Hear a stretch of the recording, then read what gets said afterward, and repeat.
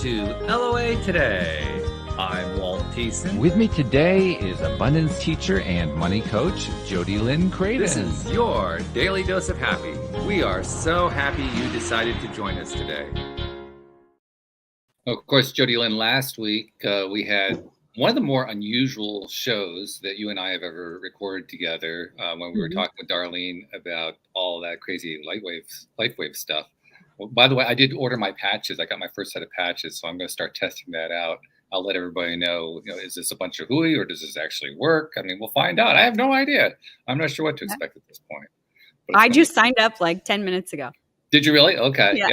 Yeah. Well, this is kind of unusual. I mean, it's not all that often when somebody comes onto the show as a guest, tells us about stuff, and I want to go try it, or I want to go buy the book, or I want to take the course. That happens like, maybe 1 out of 20 times, something like that. But last week got my attention. So I don't know. We'll see. I'm not sure what to expect out of it. Hey, if something good happens, that's the best part, right? That's right. Yeah. So that's good. And the other good thing is I was just chatting with our guest before we got started here, talking about how the show over the years has kind of expanded way beyond law of attraction to talking about life, which is kind of cool because you get people from all walks of life with all kinds of interests, all kinds of topics and so forth. And today's really no exception, because our guest today is an expert at the world of modern dating, but specifically from the masculine perspective. And that's not one you actually see a lot of or hear a lot of. So I figured this is going to be kind of fun. Full disclosure to those people who don't know, which is about maybe 1% of the audience, I have been divorced for the last year. So I'm kind of, I'm back into the market. I'm trying to learn all this stuff from what I used to know 25 years ago. So this is all good timing as well from that perspective. So Christopher Hill, first of all, welcome to the program. Thank you for joining us. How are you doing today? I'm awesome. I'm excited to hear about these patches, though. You got my interest in what's going on with these patches, because anything you can slap on and be better, I'm all in on. So if it's some sort of nutritional patch or whatever you got, I want one. Actually, they're not transdermal. You put a patch on, but they don't actually transfer anything through your skin. What they supposedly do is they reflect your body's own heat and light back into itself. And in the process, in theory, and this is the part that kind of raised our eyebrows, it supposedly activates dormant stem cells in your body so that you heal better, you grow better, you do all these things better, like your body is supposed to do. And that sounded pretty cool. So I like it. In theory, you could wrap yourself up in aluminum foil and probably get a similar effect. Or maybe. When I started learning a little bit more about it, I realized that there's like actual crystals inside of the patch.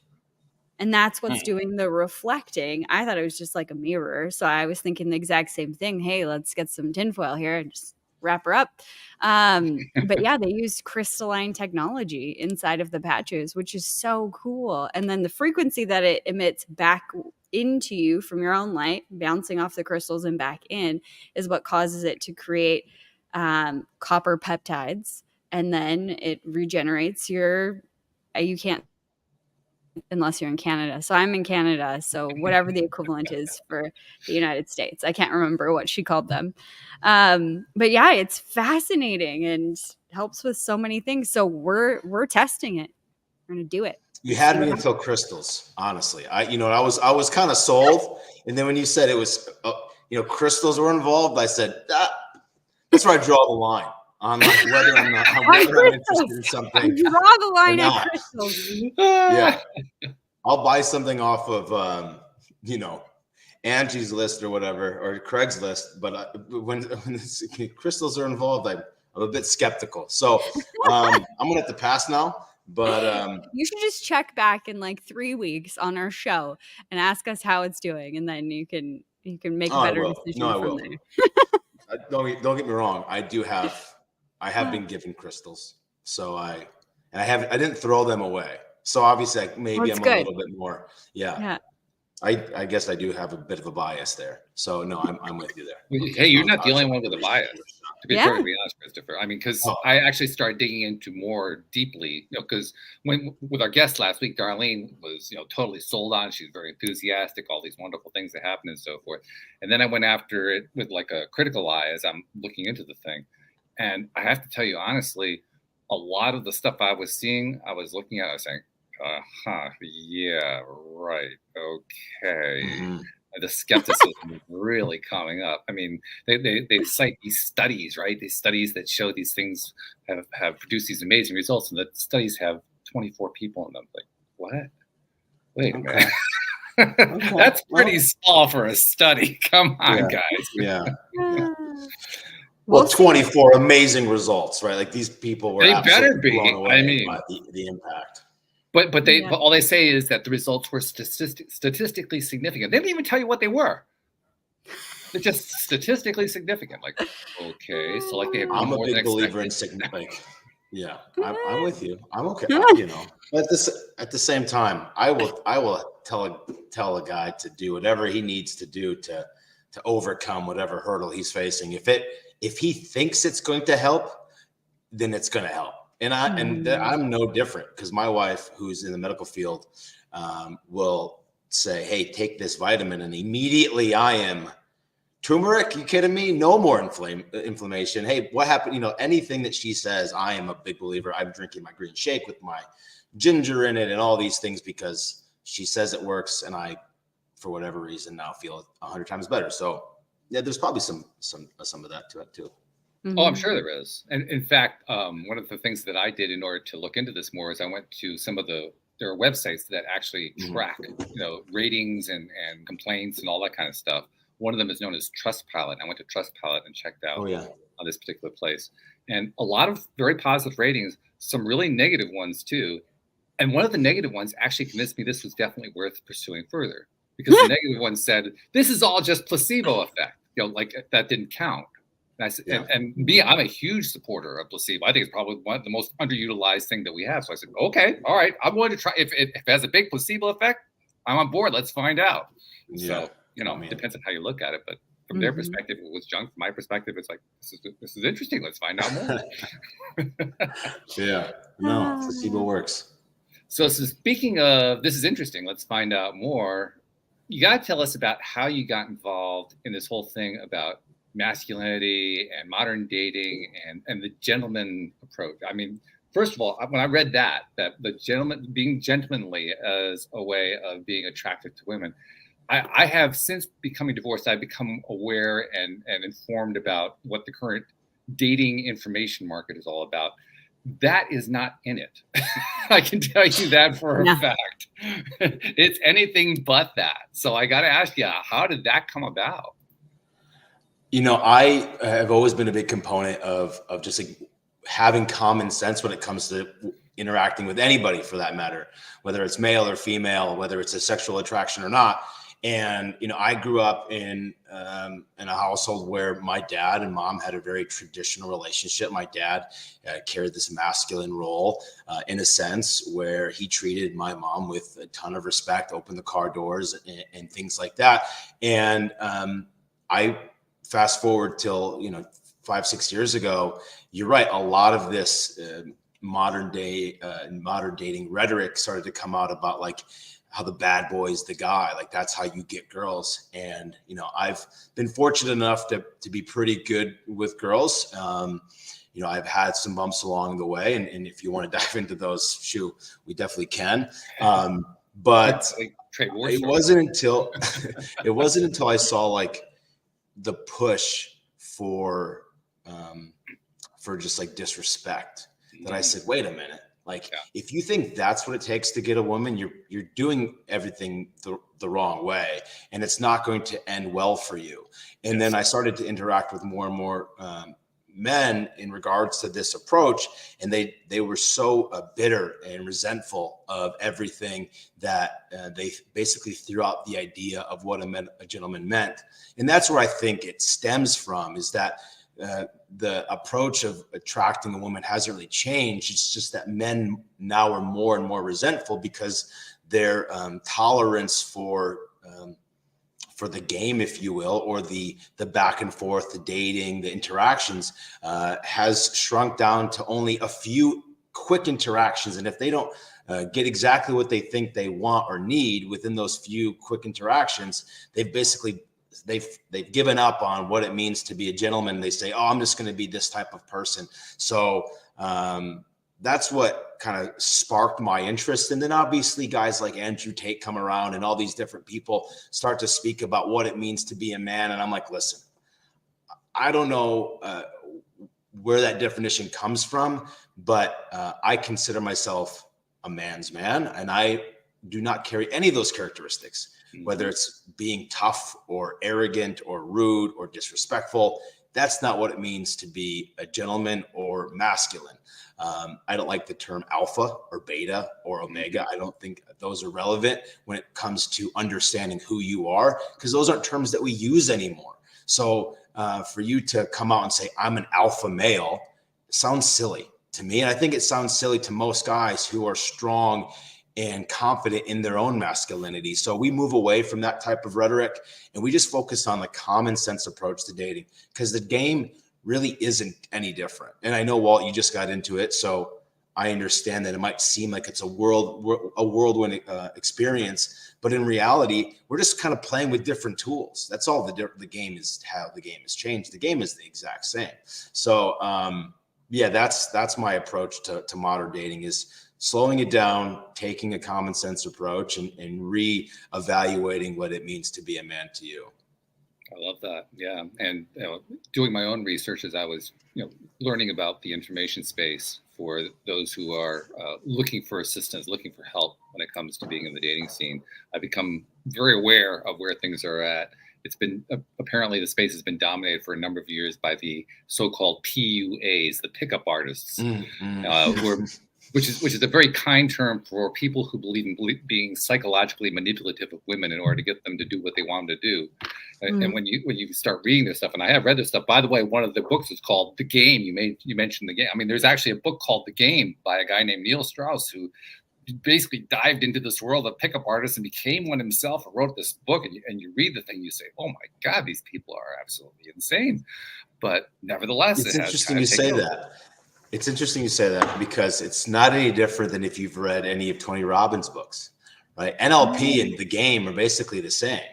And I've read The Game, and I've read like a number of books in regards to being a pickup artist. And I think you're right.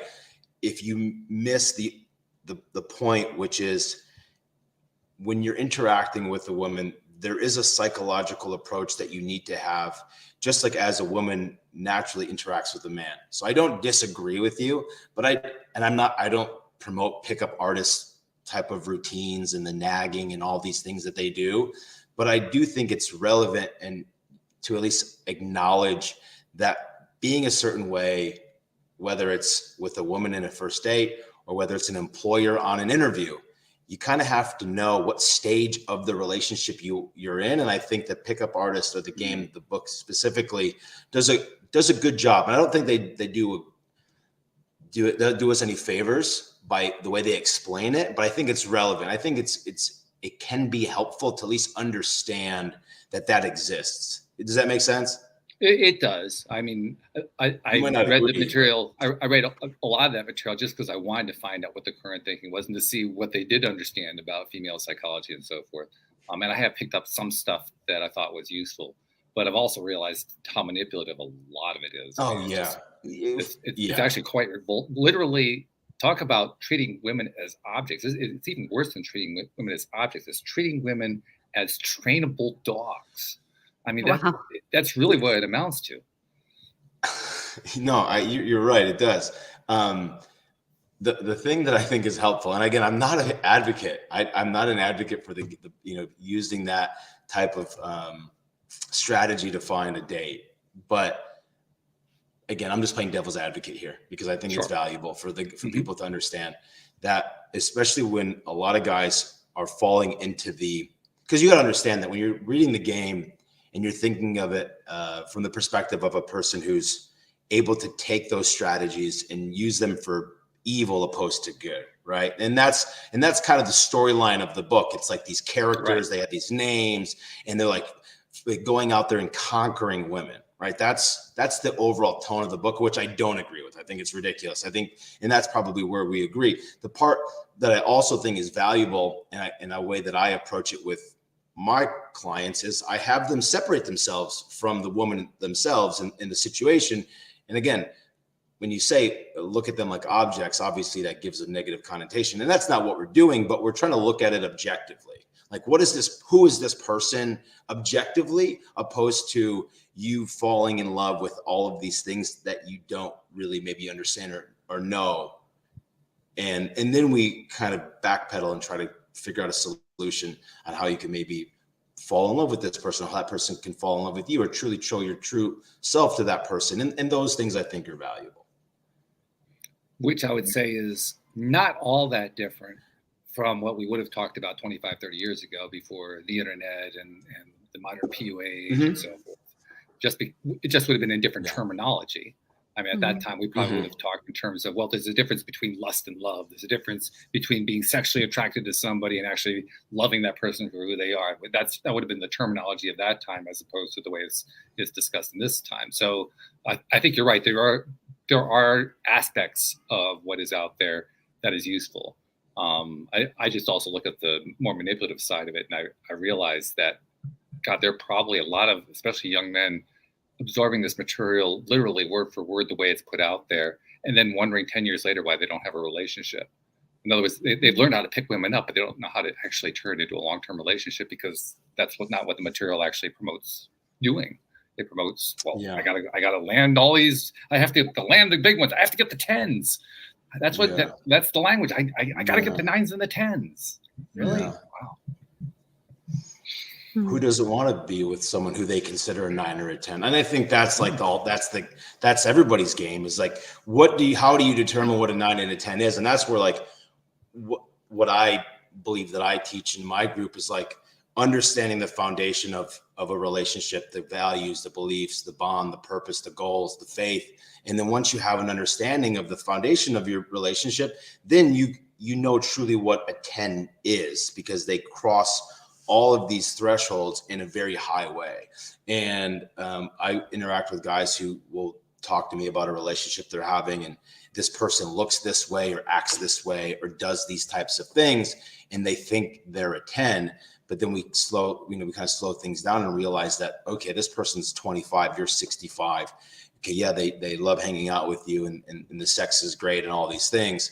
But what's her timeline for life? Like, what does she want to accomplish? What are her purpose? And that doesn't always mean that relationship doesn't work out. But if as long as you can have a mutual understanding of where they're at in their life and where you're at in your life, and if the values, beliefs, the core foundation line up, then there's a potential there. So we're all chasing 9s and 10s. Well, I think we all, like, that's okay. 9s and 10s don't always mean like how big their boobs are, or how whatever. Like, it can mean anything, right? Like, I agree with you. I think that probably the way I would express it is there is no such thing as an objective 9 or 10, which is the way it's usually presented.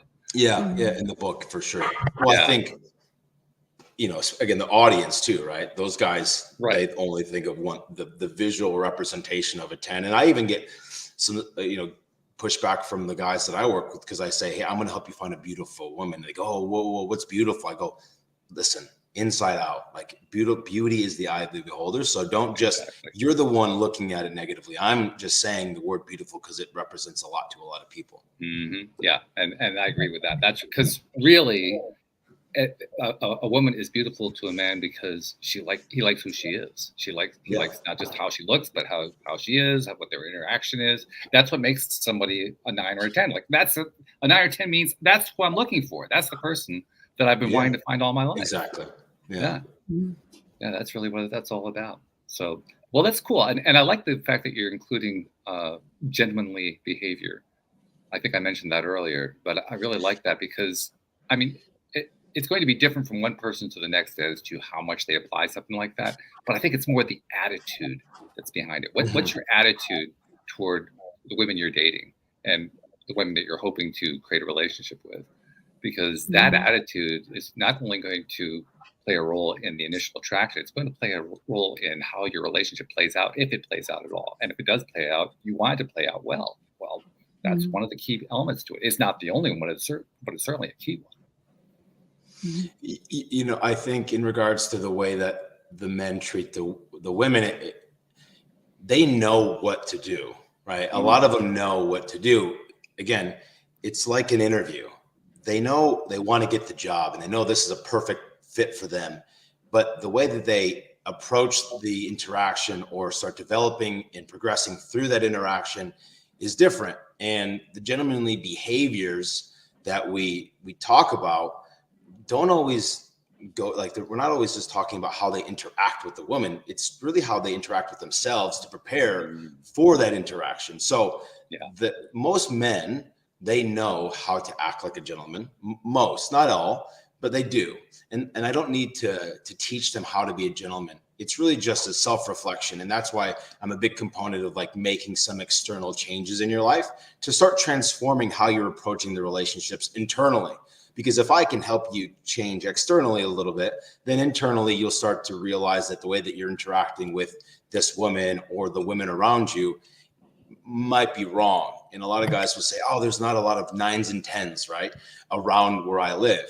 Well, then when we start to uncover that, they're really not interacting with themselves that way. So when they go to the grocery store and they're in a bad mood because they're just always in that type of mood for whatever reason, then they're not going to attract the right type of interactions. And that's why there are no 9s and 10s around you, because you're not, again, attracting these 9s or 10s. But when we change their attitude, change their appearance, change their communication, change the way that they handle themselves, you'd be surprised how in a small town that a bunch of 9 and 10s are all of a sudden around because they've changed and they've attracted these types of women. And that's really like the big shift that a lot of these guys start to feel, because they come from across the globe. I have Australia, I have New Zealand, I have Scotland, Ireland, tons of places, right? And they all go, oh, Chris, I don't have a ton of beautiful women around me.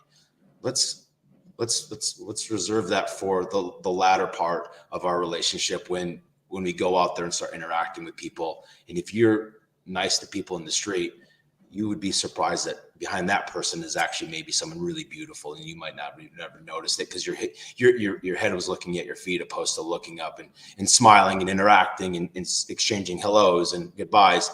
And then once you start doing that, it's almost like magic. They go, oh my God, I met these beautiful women. I met this person. That's incredible. They introduced me to this beautiful person.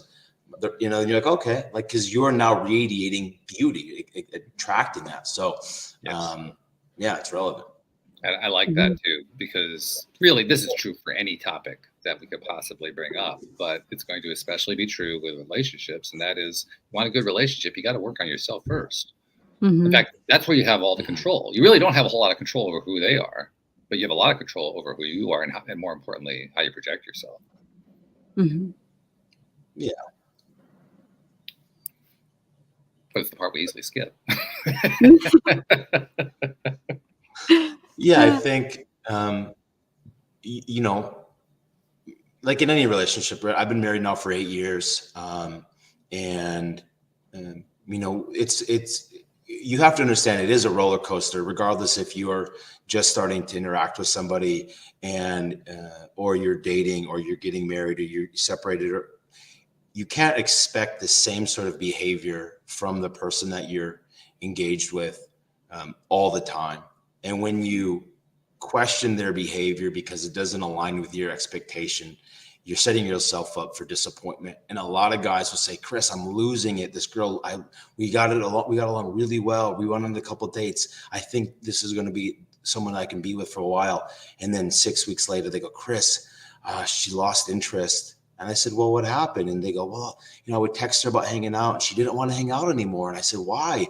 And you start to realize that these guys, they're not used to playing this back and forth, the relationship, the game, right? It is kind of seems like a game because you have to be present and logical in your interactions. And if you ask somebody to do something and they're not interested, the immediate reaction shouldn't be pressing them to do it. I have my 3 and 2-year-old. They don't, if one doesn't want to do something and the other one presses, he's not like, okay, Lorenzo, thank you for pushing me on it until he says, hold on a second. Right. So like the interactions, regardless if you're married or separated or single or getting into the dating world, men just have this, again, going back to my initial point, why I started this at the beginning, is I saw a lot of these guys just being super impatient with the relationship, and they expected it to go one way. And when it didn't, they immediately got resentful and then changed their behavior. And the moment that they changed their behavior, they started losing at women. Not only did they have bad, terrible dates, and to be honest, well, I'm sure you can agree, dating right now is pretty easy. You have Facebook, you have all the Tinder, you have all these places, because I belong to them as like a part of my marketing, right? I'm getting thousands of inquiries daily on guys saying, hey, I'm interested in learning how to improve my dating game because I'm going on 3 or 4 dates a month or whatever. It's pretty easy to date, but it's hard to connect. And that's really what we try to focus on. Mm-hmm.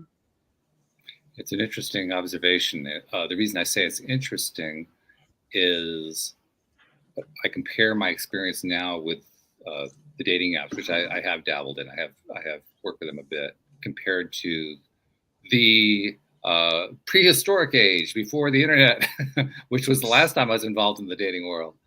And they are different worlds, but I don't honestly think it's actually easier to meet women with the dating apps, simply because I think it's largely because of where I am in my life right now. I'm in my mid 60s. Back then I was in my 30s.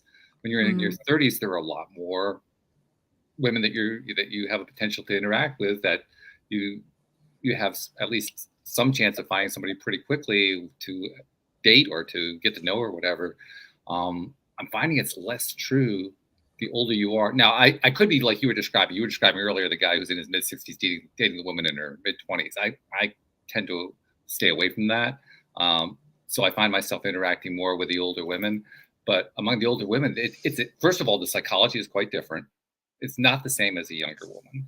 The older woman, she's lived a life. She's been through stuff. She's been through, in many cases, she's been through hell. In other cases, she's learned a lot because of what her life has been in terms of who she is, what she wants, and so forth. So she has a much better idea of what she's looking for. And that's very positive in many ways, but it's also a little bit trickier because I think when we're younger, we're just willing to try things a little bit easier. We're willing to experiment a little bit more. But when we get older and we get a really good idea of what we want, we become much more we become filters. Oh no, I'm going to filter that. No, I don't want that. That's gone. No, I don't want that. I don't want that. I don't want that. And I think we all tend to do that. So I think we kind of eliminate our opportunities just because of what we've learned about ourselves over the years through life. Mm-hmm. I think that's really what the biggest obstacles are.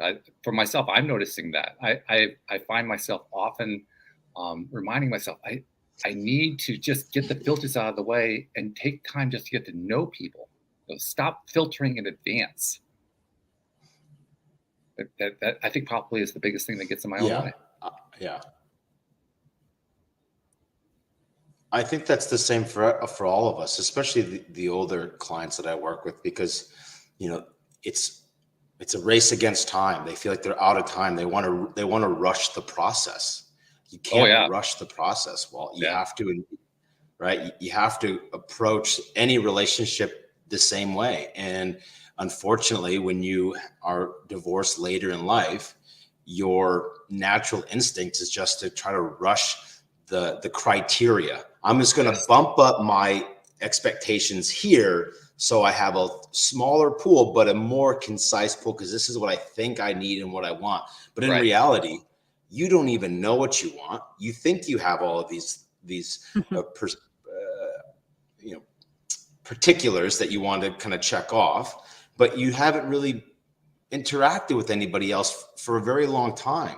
Exactly. So why be prejudiced to somebody else's to somebody else's personality or their religious beliefs? And again, that's why I think when we talk, it's always like, okay, let's understand your foundation. Like, what is really a non-negotiable? And this is where guys always ask me, like, setting up boundaries or like the law of it, like, how do I get someone attracted to me? And typically if a woman meets a man who knows themselves really well, unequivocally, unapologetically themselves, right? they're pretty attracted to just the fact that they're themselves, and they like that this person's independent. Like they know that themselves. Again, but later in life, we're playing this race against the clock, so we're willing to like be malleable to the interactions that we're with, and you're trying to be everything to everybody, but then you're just an enemy to yourself. Like once you start developing these true boundaries, then you understand like, okay, these are my non-negotiables. I need a nice person. I need someone who's friendly, who likes to have a good who's conversational, who's clean, right? And then you start to realize that your dating pool widens pretty quickly when you realize that your foundation for what you need to be satisfied in a relationship is actually pretty basic, right? And I think that's a problem that a lot of older guys start to check off all the boxes before they even meet the person. And this is one of the reasons why I think the apps actually create an issue, because before there were apps, back the last time I was in the dating pool, I wasn't going out of my way to find out, well, let's see, what's your religion? Yeah. How many relationships have you been in? What are your interests? Oh, you're not interested in this, you're interested in that, and so forth. I mean, that's not the way I would initially find out whether or not that was somebody I wanted to talk to. But it is now. And I think it actually gets in the way. Because now we're saying, well, I don't know. I'm not sure I really want to talk to somebody who's a conservative or a liberal or a this or a that. And that was never the consideration earlier on. Now, it could become a consideration after you get to know somebody. That's fine. That's part of the dating process. But how many times are we actually eliminating somebody simply because, well, they didn't check the right box on the dating app? Mm-hmm. Yeah. All the time. But everyone says like, I haven't dated in a long time, right? I hear that all the time.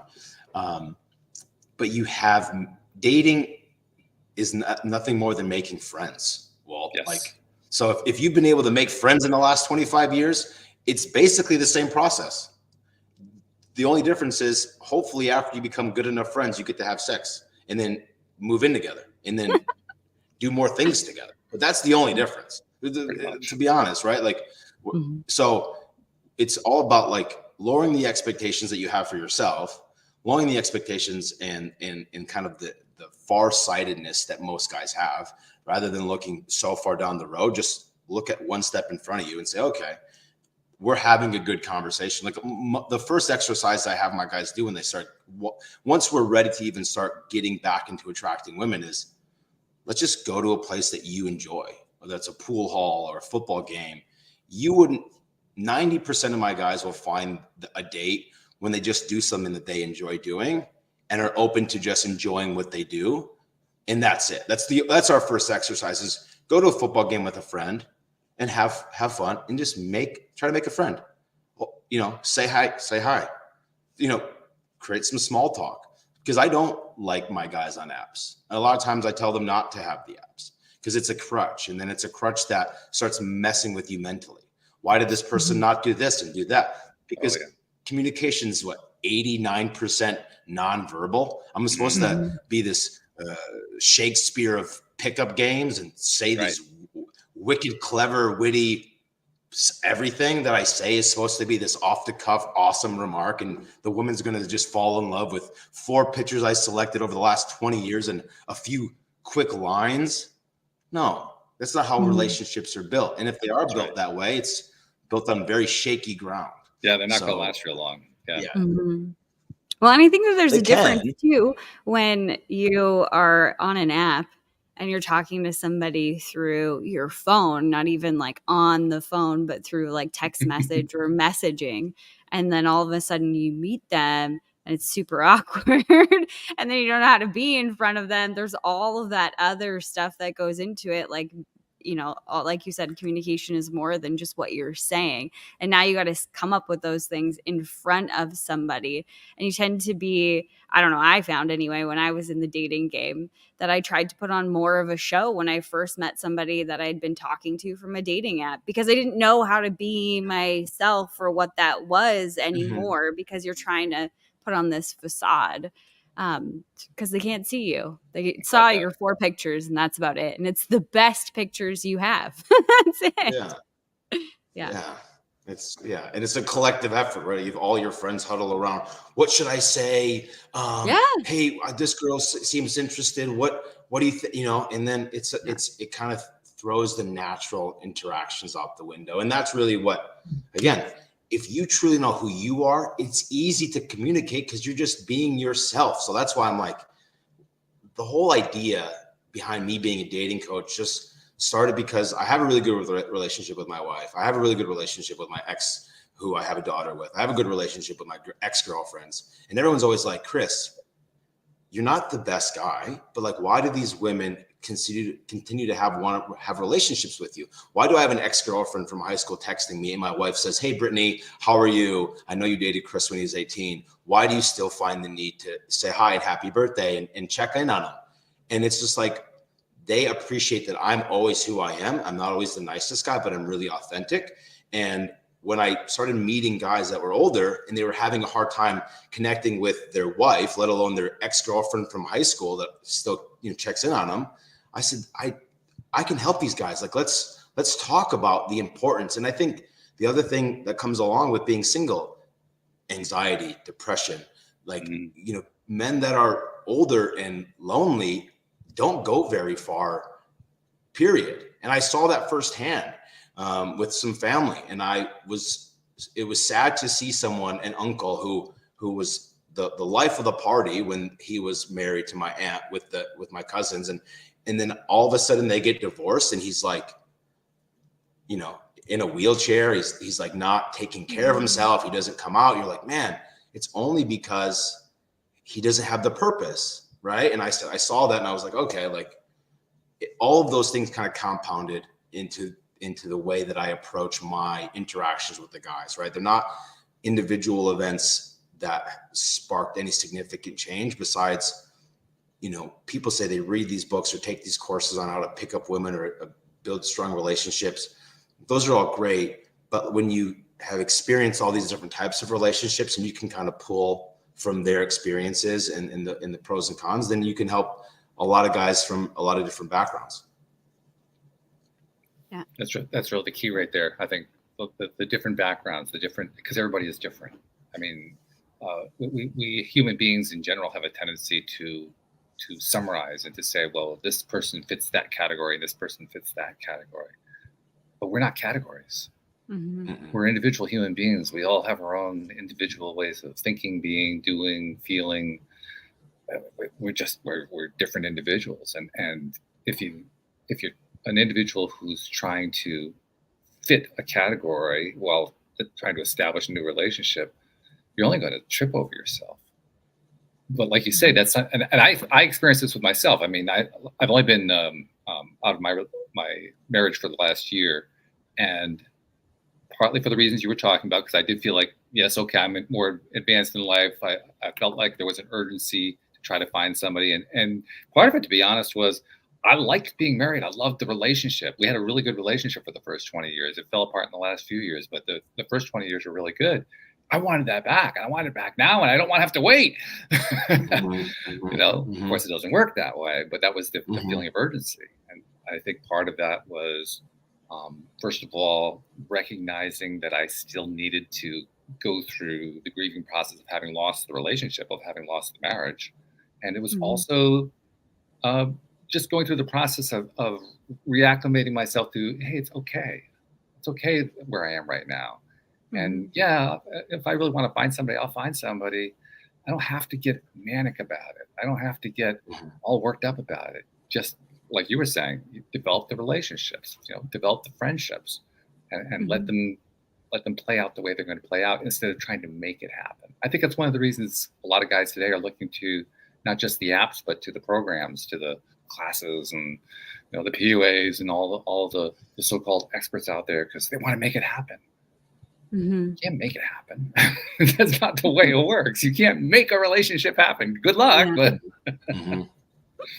yeah, no, that's probably the biggest objection I get from my clients or the guys that we speak to, because I take them through an application process, and a lot of guys that once they've answered the questions I propose to them before we get start working together, they want that. They want that quick fix. I do believe that you can attract a woman quickly and you can build a strong connection with someone quickly. But you really have to have separated. This is like an acronym that I use, like separate, heal, open and optimistic about new opportunities, and then ultimately trust your process. Like, so that's like kind of like the course kind of method that we go through. And if a man's really ready, then yeah, they can really find a woman quickly after they've separated, given themselves a chance to heal, then started being open and optimistic about just new opportunities to begin with, and then trusting that this new opportunity that they find themselves in is truly what is good for them. And I think that's the last piece, that trust piece, is something where, you know, they're all important, because healing and separating from the previous traumas is important, especially after divorce or infidelity. But once they get to the end and they go, okay, do I really trust myself again? And one of the exercises that we do is we have them call an old friend, right? We have them call someone that they've known for 40 years, 50 years, however long, and just connect with that person and kind of reminisce of the confidence and how full of life they were, and their dreams and their aspirations then. It gets a really good reminder that, okay, you are who you are. You do know what's best, because there's so much self-doubt that comes into your head after a separation, after a divorce, after some time to be by yourself, that last piece, you know, calling someone that can kind of remind you, okay, yeah, you're good, man. Like, you've always been good, Walt. Like, nothing's happened besides this relationship didn't work out. That's one thing. You've always been awesome. We've always loved you for these, you know, these reasons. And I think that last part of like, okay, I do trust myself. I do trust my intuition, really, is what we talk about at the end. And once they do trust their intuition, and they're not second guessing when they go to a football game and they see a beautiful woman who's looks like roughly maybe their age, or buying a drink, you'd be surprised how many women out there are in your age range, Walt, that are feeling the same way that you do. You know what I mean? And as soon as you trust yourself enough to go back out there and engage with them with no expectations and no letdown, it can happen.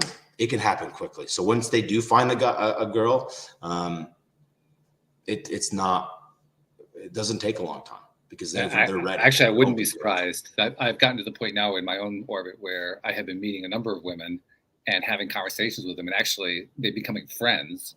Not necessarily becoming a relationship, but they're becoming friends, and hearing their stories, hearing their side of what it's like of the dating pool, of the dating experience today. Yeah, they're going through the exact kind of thing. They're experiencing it perhaps differently from, say, a feminine viewpoint versus a masculine viewpoint, but basically it's the same stuff. You're dealing with the same kind of fears and anxieties and frustrations and everything else. Once again, kind of reinforcing we're our own worst enemies. We do it to ourselves. Yeah, we're really good at that. It's good to have a skill, but maybe not that one. You know, it's a defense, right? You kind of like defense mechanism, right? You're just, I don't want to make a fool of myself. I don't want this. I don't want that. And then ultimately, you know, you're left kind of saying, I don't even know what I want anymore. Right? Yeah. Which is actually, there's actually some growth in that, because when you get to that point, that to me is where you're starting to leave behind the expectation of it has to happen fast. I need it right now. It's got to happen in this way. Because when it doesn't work out that way, when it doesn't play out the way you were hoping, expecting that it was going to play out, that's when you get to the point where you say, I don't know what I want. And that's why I say that's growth. That's actually improvement. You haven't gotten to the point yet where you really need to be in order to find the right person, but you're a lot closer than you were a month ago. Yeah, that's true. Yeah. Well, you've obviously recognized that, you know, when you go through a separation, as I have, there's a lot from the moment you find out to the moment that the signature's on the dotted line. Yeah. There's a lot that you're beating yourself up every single day. Oh yeah. And it doesn't stop that day. Right. And it's not like it started the day that you have come to that conclusion that there's the only solution is a separation. You know, like you said, 5 years, think about it, like for 5 years or however long years, or they typically say 6 years, right? For 6 years, if you're in a marriage, a lot of times you're going to contemplate some sort of, there's a crack in the armor. And then through those years, if it's not reconciled, it's going to, you're for 6 years or 3 years or however long, you know what is on the other side of that. And it's like the anticipation and the anxiety. And then you go through the separation, and that compounds the feeling because it's the reality. And then now you are your worst nightmare, which is, oh, I am divorced now, man. I'm this. And then you've kind of villainized yourself before you even got to that point. And then now you're trying to like rewind in a year, the last 6.5 years or however long of negative self-talk, of mental torment, the nights laying in bed next to your partner thinking, oh my God, what's happened to us? To the point of now I'm laying in my bed by myself saying, shit, it already happened. Now what? But you're still kind of fantasizing about the past because you're trying to fix something that's already over. So it's not easy.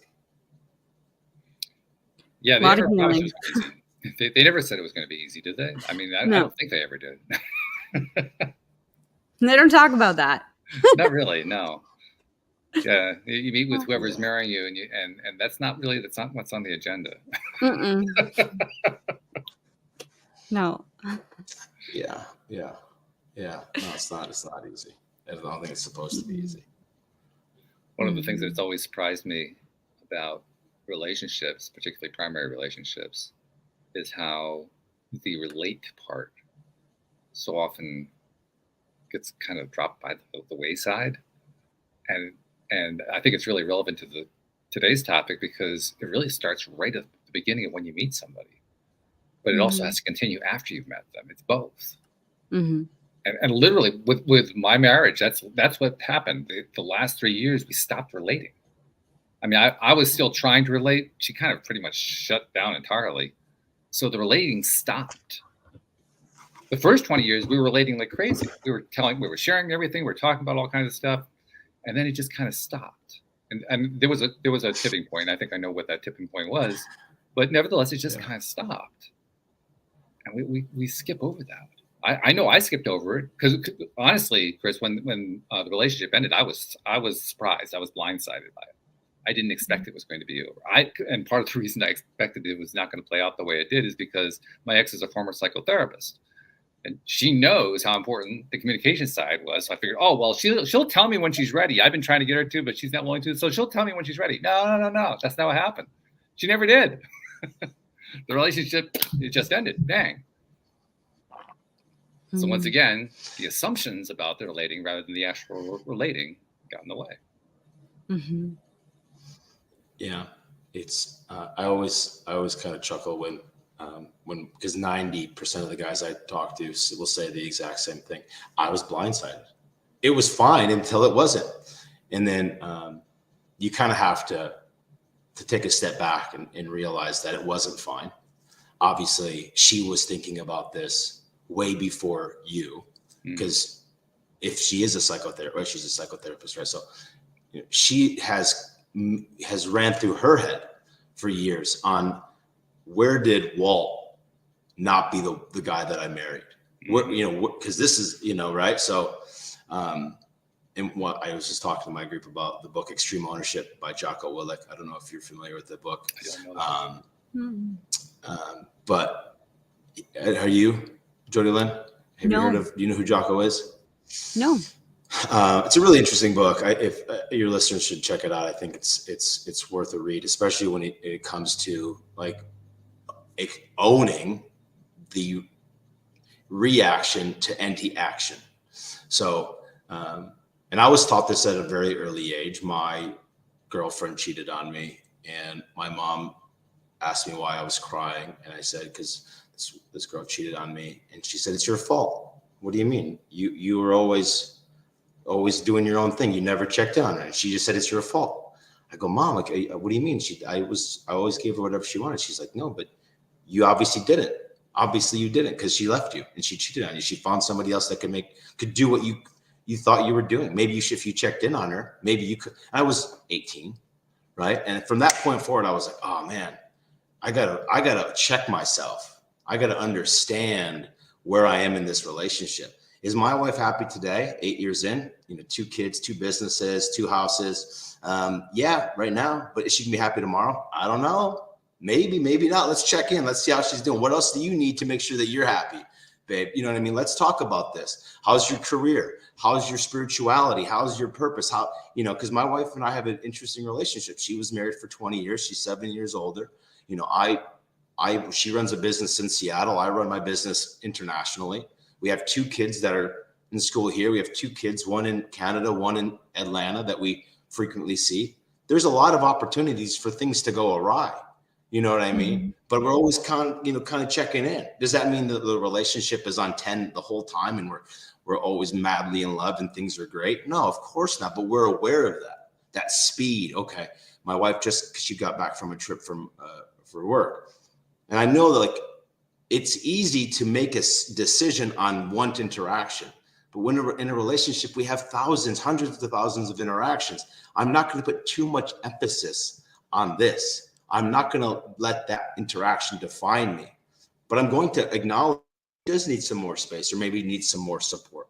And that's just how we should acknowledge every part of the relationship, whether you're single or married or dating, is at least acknowledge, okay, let's take a pulse. Doesn't mean you have to do anything, but at least, hey, where are we in things? So, yeah, man, I'm sorry that you had to go through that. I've been through it too, but my relationship with my ex was only 8 years, and then we separated. We were never technically married, but it was, had a house together, a daughter. So I get it, and it sucks, but I owned it immediately. Okay, this was my fault. We're not together because of me. And then I had to understand, what did I do again, as a reminder. And that's when I met my wife, I go, okay, let's talk about everything, all of the skeletons in our closets. Let's make sure that we all know where we each other stand. And then from that point forward, it was okay. I think the point I was trying to make is, because I totally agree with what you've been saying there. I think what was a little bit different about my marriage was that for the first 20 years, that's the way the relationship did work, the way you were just describing. And then it didn't. It got to the point where I was trying to get her to talk about stuff, trying to get her to talk about the relationship, about just about anything. I couldn't get her to talk about stuff anymore, which probably was the sign that things were falling awry, but I couldn't get her to talk about stuff. I mean, she'd be up in the middle of the night and I'd say, "Are you okay? What's going on?" "Oh, no, I'm fine. Just got a headache. I got this." There was always an excuse about why it was we shouldn't talk about something. And when that went on for about 3 years, that was probably my indication that there's something seriously going on here that we need to really address. And I didn't do that.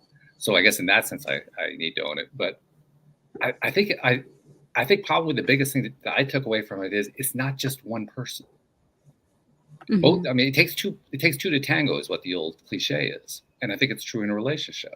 You both have to be involved. You both have to be committed to making the relationship work by relating. You both have to be checking in. You both have to be doing that. Because if you're not both doing that, even if one person's doing it, it's not going to work. It's just going to fall apart after a time. Mm-hmm. Yes, I agree.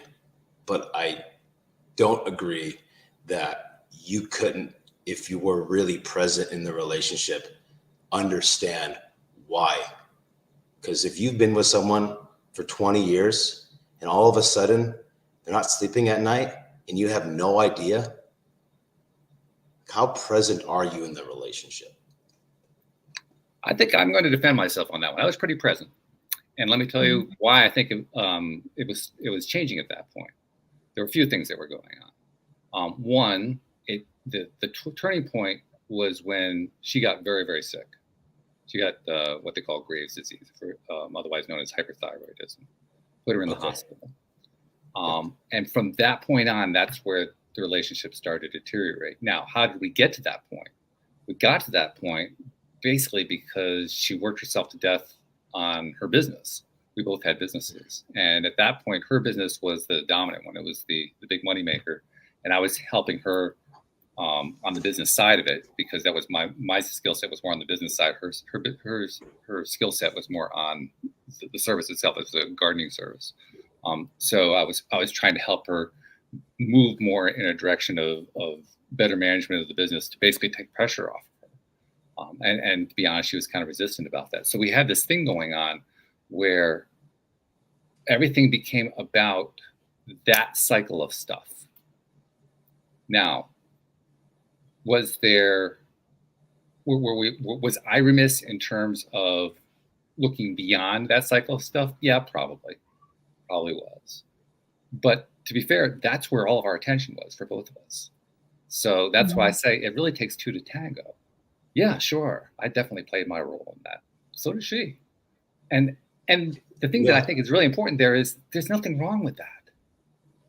I mean, relationships do fall apart. It does happen. It's not a reflection on whether or not you're a good person in a relationship or a bad person in a relationship. Relationships do fall apart. It happens. Doesn't mean that your life is over either. It means that, well, no, you got something you can learn from it. But by the same token, I think it's also, there's a tendency that we have to beat ourselves up, saying, well, it was all my fault. Well, no, it wasn't all your fault. It really wasn't. It takes two to tango. One person can't do it by themselves. It has to be both people.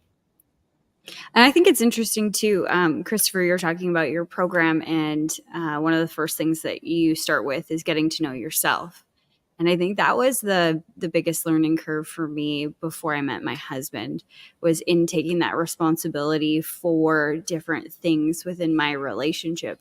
I realized that I didn't even know how I was feeling most of the time. And it kind of sounds sort of, well, like your wife was in that cycle too. I know a lot of women get stuck in that cycle of like not really saying what they mean, and not really understanding how they actually feel. And I'm sure men go through this too. Sure.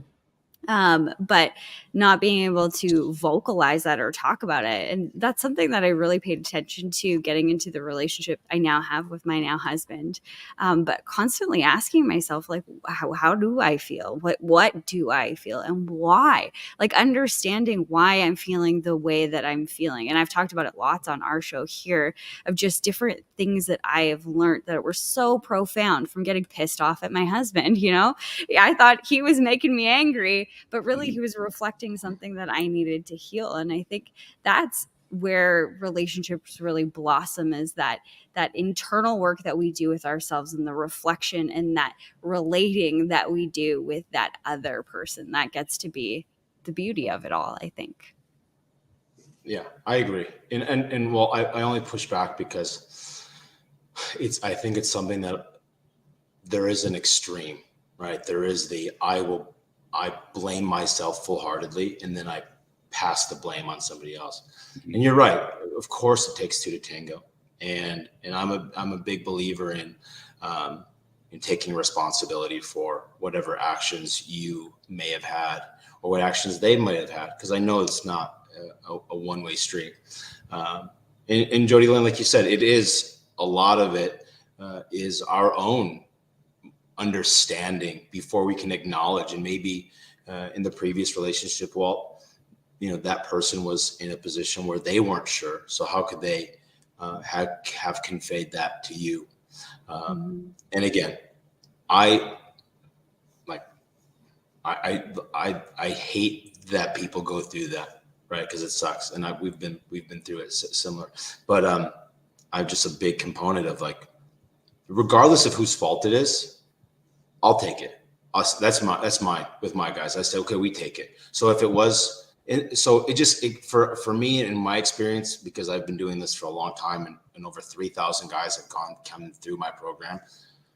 Once we take ownership of it, regardless of whose fault it is, it just kind of takes it off the table. So we don't even talk about it anymore. So there's not even a part of the equation. It's just saying, okay, it was my fault. Now let's go. Now let's separate from that. Let's put that in that box. Because if we always have one foot in her fault, one foot in my fault, a lot of guys would kind of dance there for a long time. And so when they do try to move on, they'll kind of have that kind of like juxtaposed position where they're like, man, they're not sure. But if they say, you know what, it was my fault, I should have known, I should have worked on it, but it is what it is.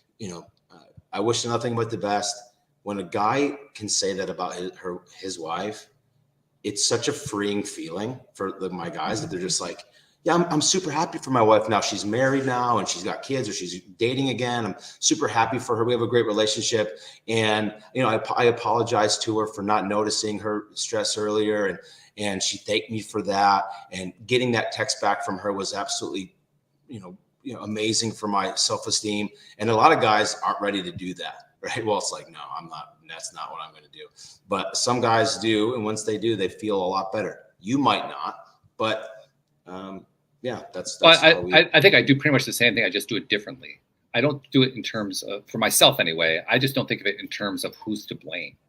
Because I don't think blame actually helps anybody. I don't think it's good to blame yourself. I don't think it's good to blame. Yeah, I agree with you. I meant like most guys are just, that's how they characterize it, right? They're either blaming themselves. Yeah, sure. That's common. Yeah. I agree with that. And not just guys, women too. I think that's both sexes. Yeah. Mm-hmm. Yeah. I think it's just better to learn in terms of, okay, well, is there anything I could have done better? Okay, well, if there's something I could have done better, that's something to learn from it. Mm-hmm. So that's my takeaway. What could I have done better? What did I learn from what I went through? We learn the most. Well, let's put it this way: we have the opportunity to learn the most from the traumas that we go through in life. We don't actually have a lot to learn from the good things happening, because they're good things. Okay, this is great. We just go with the flow here. But when things go bad, when things become traumatic or they fall apart or whatever, when we have our dark nights of the soul, when we have our crashes and burns, that's when we do our best learning, if we're willing to do the learning. I think what you were talking about is a guy who is so caught up in, well, this whole thing crashed and burned, he's not actually learning from it. So you're saying, well, take some responsibility for it. That way you can leave the pain of it behind, still get what you need to learn out of it, so you can take your next step forward to make the next relationship better. Mm-hmm. Exactly. Yeah, that's really what it's all about. As usual, we've blown through an hour. How do we do it? I don't know. Flew by. It's incredible how these things fly through. Christopher, we got to get two things from you before we part company for the day. First of all, for a guy who wants to work with you, to get help with you, maybe he's maybe he's early on in life and he's trying to find his first relationship, or like me, he's been through a divorce and he's looking to get some help along those lines. How does somebody find you? How do they reach out? You can look me up on my Instagram, which is Improve My Dating. And you can also check me out on my website at thegentleman'sgroup.com. All right. We'll make sure we'll put that into the show notes to make it easy for people to find you and to reach out to you. Something also that I noticed about a year and a half, 2 years ago, that I've started to incorporate into the show, because I mean, you're like so many people who come onto the show. You discovered this thing through your own experience, and you said, wow, there's so much here I can share with others. I'm seeing what they're going through, and you become a giver. You're finding ways to help people any way that you can. You do it through your coaching practice, but you're also doing it through being on a podcast like this, or through social media posts or blog posts or whatever other content you're putting out there. And very often that content's being consumed by guys you've never met, you've never seen, you never will meet, you never will see. And you're helping them and you don't even know about it. You don't find out about it. You never get any credit for it. I say, well, wait. We should be getting credit for that. So I like to say, on behalf of those guys that you've never met, that you've never seen, that you never will meet, never will see, who've been receiving that content, getting that help from you, getting the benefit in their lives, on their behalf, thank you for what you've been doing, because you've been making a difference in their lives. That's important. Yeah, thanks. Yeah, it's important to help people who need help. Very true. Yeah. So now, Jodi Lynn, I always come to you with this last, but this is going to be really interesting, because you're basically listening in on a guy's conversation about the guy's side of dating. How are you going to tie this one together today? I got to tell you, Christopher, she's really good at tying stuff together, but this one's going to be really interesting. Well, it was incredibly eye-opening.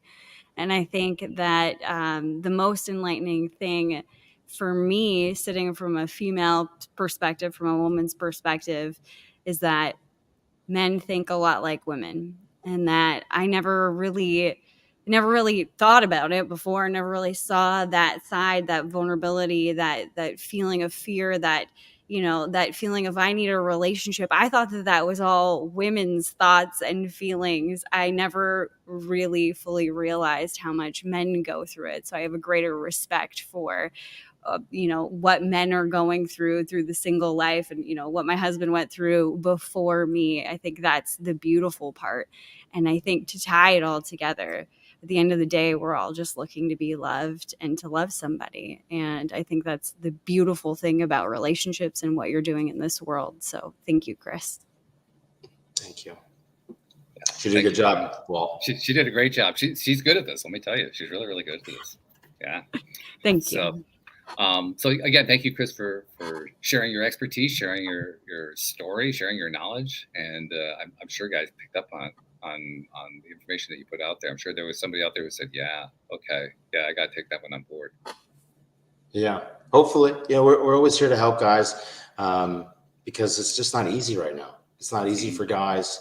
You know, suicide, depression, alcoholism is through the roof, and it's not something that we can't help. And if there's another guy out there who's struggling with any of those issues and they're just looking for a group, that's why we created this, is because we're all a group of gentlemen here to help each other and give you a place to feel supported. And you don't have to be an alpha or a beta or a this or a that. We're just all gentlemen trying to help each other. I love that. I especially love the fact that you took alphas and betas out of there, as if that part matters, right? Mm-hmm. I never really understood that. Why is that so important? I don't quite get that part.